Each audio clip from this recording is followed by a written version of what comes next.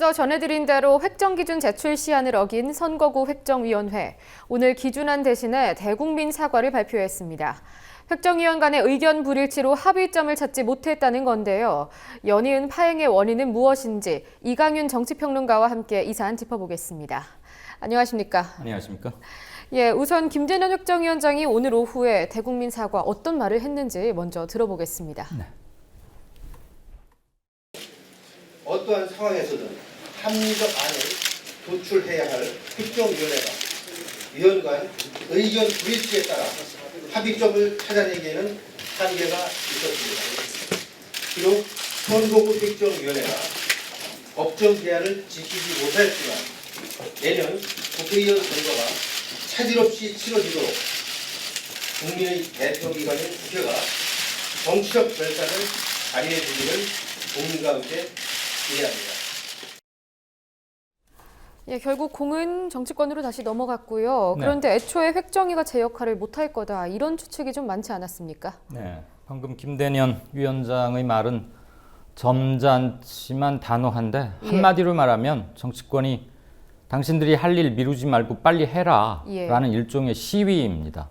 그다음에 법정 시한을 지키지 못했으니까 중요한 국가 일을 다루는 한시적 국가기관의 장으로서 사과하는 당연히 하겠지만 사과를 해야 할 정도로 심각하니까 당신들 똑바로 알으라는 그런 거고요.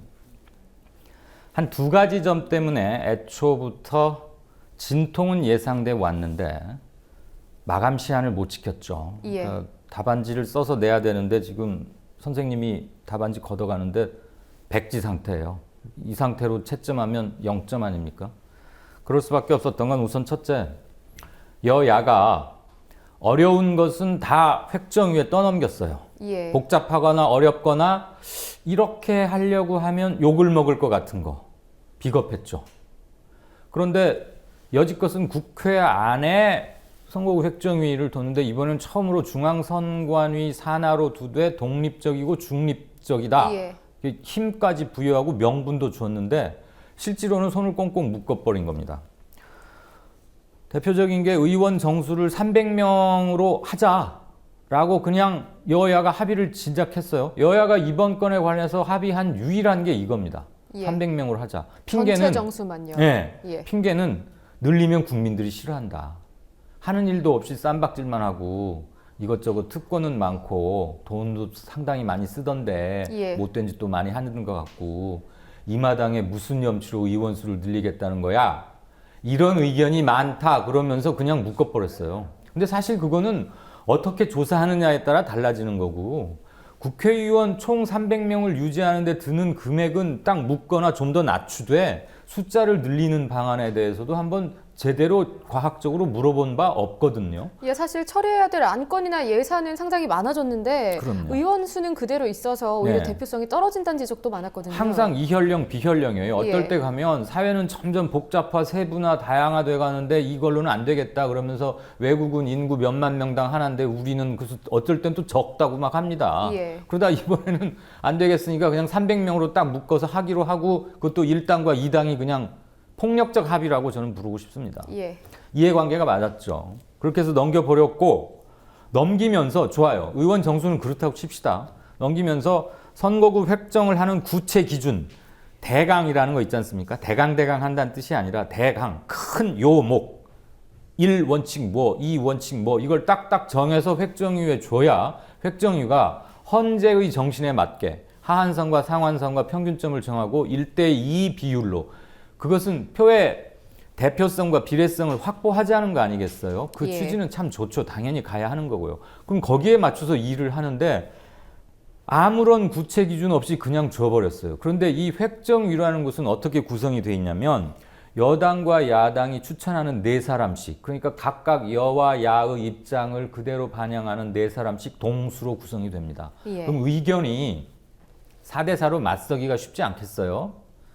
그랬을 때 위원장에게 캐스팅 보트 권한, 즉 동수일 때 위원장이 어느 쪽에 표를 던짐으로써 그것을 결정하게 하는 그게 안 돼 있어요. 위원장은 그냥 국회와의 교섭 및 회의 진행만 하는 거예요. 그런데 여야로부터 추천받은 사인이 각자 여와 야 자기를 추천한 측의 사인이나 이해관계에 귀를 쫑긋하고 있다가 오는 마치 야구 선수가 감독 사인대로 움직이듯이 하다 보니까 예. 계속 합의가 안 되는 거죠. 그래서 246사석에서 249석 사이에서 정하자라고 한 게 지난달 19일입니다. 예. 그로부터 지금 3주가 훨씬 넘었는데 거기에서 한 발자국도 못 나간 채로 회의를 9번을 했건만 늘 무산되고 말았어요. 선거구 획정위원회를 뭐라고 할 사항은 저는 아닌 것 같아요. 예, 지금 획정위가 아까 말씀하신 대로 여야 동수로 구성이 돼 있고 네. 위원장은 캐스팅 보트도 없으니까 어떻게 보면 대리인들끼리 평행선만 유지하다가 그렇죠. 결국 아무것도 못하고 이렇게 파행이 됐는데 네, 말로만 예. 중립적 기구를 만들었다고 했지 새누리당과 새정년이 대리 선수들을 내세워서 다른 곳에서 다시 또 입씨름 팔씨름만 예. 했던 건데 4명 대 4명일 경우에 어느 한쪽 두 사람이 이쪽 편을 들면 즉 6표를 획득하지 않으면 통과를 못 시키거든요. 예. 근데 그건 도저히 애초부터 무망한 바랄 수 없는 예. 결과였죠. 예, 그럴 수밖에 없는 것이 지금 농어촌 지역구를 어떻게 할 거냐, 비례대표는 늘릴 거냐, 줄일 거냐 이 부분에 대해서 지금 상당히 첨예하게 대립하고 있기 때문에 네. 이 부분이 조정이 안 되면 앞으로도 어려울 것 같거든요. 그게 최대의 쟁점이에요. 예. 두 가지. 권역별 비례대표. 아마 이제 하도 많이 들으셔서 예. 공부가 좀 되셨을 텐데 전국을 5개 또는 6개의 큰 중대 권역으로 나눠서 거기에서 표를 얻은 정당의 후보 중에 이제 지역구 당연히 탈락한 사람도 있겠지만 예. 비례대표 순번을 매겨놓고 이를테면 20%를 얻은 정당이 있다고 칩시다. 그러면 위에서부터 배분을 하는 거죠. 그래서 사표가 되지 않게 지금은 all or nothing이니까 예. 한 표라도 많이 얻은 사람이 국회의원이 되고 떨어진 사람이 얻었던 표는 다 그냥 없어져 버리는 거거든요. 그러니까 40%를 얻은 정당이 의석에서는 50%를 넘기도 하고 예. 이런 일이 생기는 거죠. 그건 반드시 고쳐져야 하는 거예요. 표의 등가성과 대표성의 문제에서. 지역 감정이라는 망령을 없애는데도 권역별 비례대표는 매우 유용하게 작용할 겁니다. 가장 교과서적인 것은 독일이 채택하고 있는 정당명부 비례대표라는 건데 거기까지 한 번에 가기 힘들다면 중앙선관위도 제안했다시피 권역별 비례대표는 할 만한 것이고요. 그걸 포함해서 비례대표를 몇 명으로 할 거냐. 예. 현재 300명인데요, 국회의원이. 그중에 지역구는 246석입니다. 그러면 54석이 비례대표 아니겠어요? 현행 54석이죠. 그렇죠.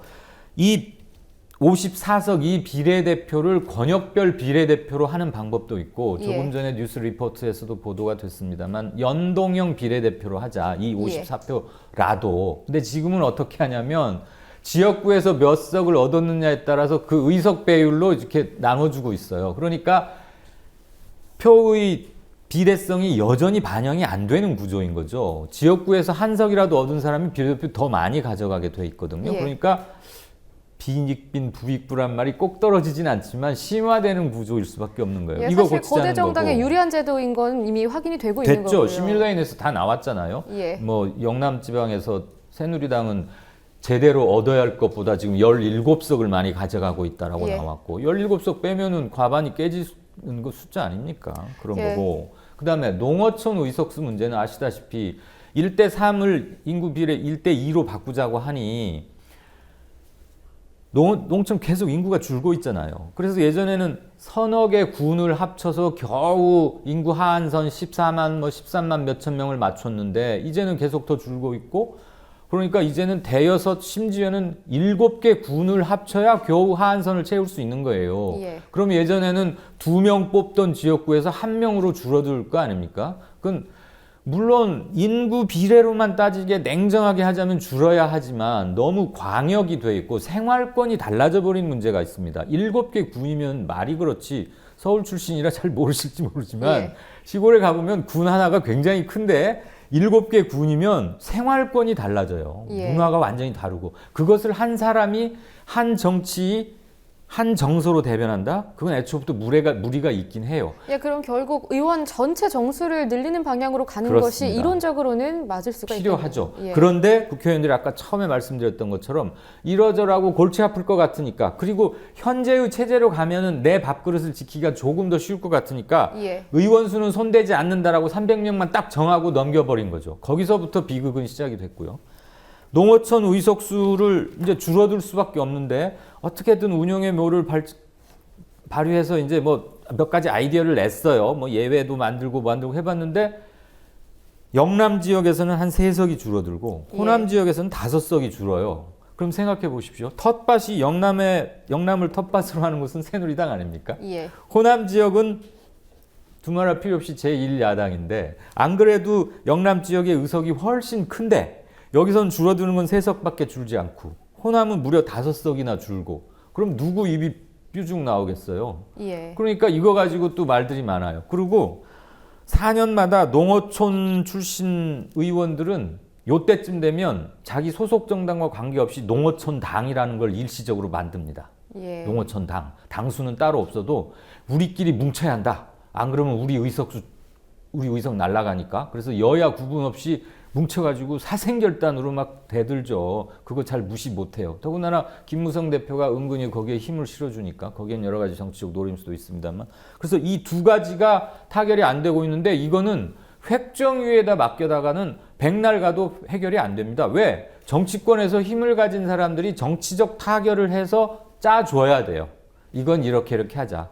비례대표는 몇 석을 늘리자 또는 예. 줄이자 또는 이대로 가되 비례대표를 뽑는 방법은 이번부터는 이렇게 하자. 예. 농어촌 의석도 양당 문제도 있고 지역감정 문제도 있고 하니 여기는 줄이고 여기는 이렇게 하자. 이걸 해주지 않는 한 획정위는 할래야 할 수단이 없습니다. 예, 알겠습니다. 그런데 지금 새누리당 같은 경우에는 우선 뭐 의원 정수는 여야가 합의를 한 게 300석 정도인데 네. 지금 새누리당은 오히려 비례대표를 더 줄이자라는 거죠. 지역구를 네. 지키기 위해서. 네. 앞으로는 어떻게 될 것 같으십니까? 현재 246석인 지역구를 14석 늘려서 260으로 만들고 예. 비례대표는 그만큼 14석이나 대폭 줄이자는 거 아니에요?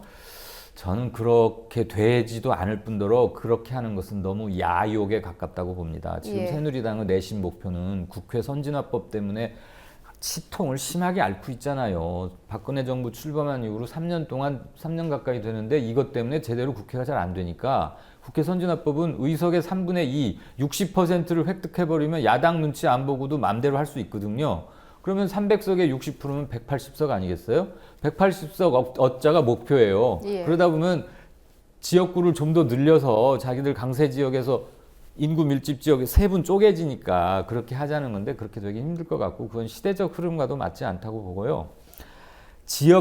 비례대표를 늘려야 한다라는 게 대의건만 이번에 어떻게 무참히 짓밟혀진 거고 최근에 제1야당에서 1%인 3석만 늘리자. 예. 현재 300명인데 303석으로 늘리고 늘어난 3석을 농어촌 지역에 주면 농어촌 지역이 크게 줄어드는 것을 막을 수 있지 않겠느냐. 저는 충분히 3석 정도 늘어가는 것은 큰 문제 없다고 1%니까요. 예. 할 수 있다고 보는데 새누리당이 대단히 미온적이에요. 그 정도라도 해서 비례대표는 최소한 지금 선을 유지하거나 한 석쯤 늘려주고 가는 방안이 하나 있겠고 또 하나는 권역별 비례대표를 도입하되 이건 우리 정치사에서 굉장히 파격적인 거고 상징적인 겁니다. 예. 그렇되 한 2석 정도는 줄이자. 그 정도라면 저는 받아들여도 괜찮다고 봅니다. 왜? 비례대표 현재 54석인데 한 2석, 52석으로 줄이되 권역별 비례대표제를 도입함으로써 정당이 얻은 득표율만큼의 의석을 비례대표에 확실히 배분한다. 그렇게 하면 표의 비례성과 표심이 의석으로 반영되는 비율을 훨씬 높임으로써 한국 정치는 진일보할 수 있다고 봅니다. 예. 아마 이 선에서 타결을 해낸다면 새정치연합으로서는 굉장히 큰 승리라고 할 수 있고요.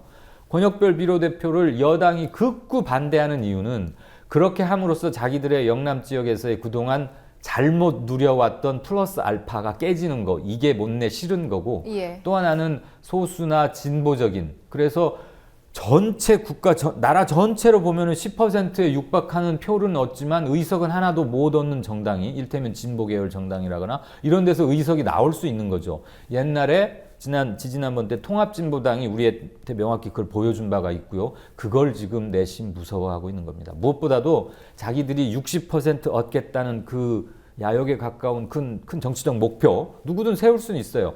그게 위협받기 때문에 지금 자꾸 힘을 바탕으로 목리를 부리고 있는 겁니다. 그래서 협상은 11월 13일까지는 무조건 해야 돼요. 최종 확정 시한이죠. 예, 국회 통과가 11월 13일입니다. 예. 획정위는 어쨌거나 이렇게 못하고 넘어왔는데 11월 13일까지는 무조건 본회의를 통과해야지 만약에 그때 안 되면 내년 4월 20며칠로 예정된 총선을 치를 수 없어요. 예. 연동해서 바뀌게 되니까 이거야말로 초유의 사태고 아마 그 전에 벼락치기 한 공부학생들 특징처럼 예. 또 밤샘 뭐 어쩌고저쩌고 해가지고 뚝딱뚝딱 만들어내긴 할 겁니다. 그러다 네. 보면 권역별 비례대표니 이런 의미 있는 논의들이 제대로 이루어지기 힘들고 또다시 1, 2당이 자기 이해가 크게 손상받지 않는 범위 내에서 무의 좋고 매부 좋다? 뭐 이런 예. 식으로 될까? 이걸 가장 염려하는 거죠. 예, 지금 내년 총선이라고는 하는데 불과 6개월밖에 남지 않았거든요. 예, 지금 이 빠듯한 시간 동안에 국민 권익을 좀 우선해서 생각을 하면 좋겠지만 어떻게 될지 좀 봐야 될 것 같습니다. 아름다운 예. 말씀인데 좀 예. 맥이 풀리기도 합니다. 예. 국민 권익 결정적일 때는 생각 안 합니다. 예, 오늘 여기까지 듣겠습니다. 이강윤 정치평론가였습니다. 고맙습니다.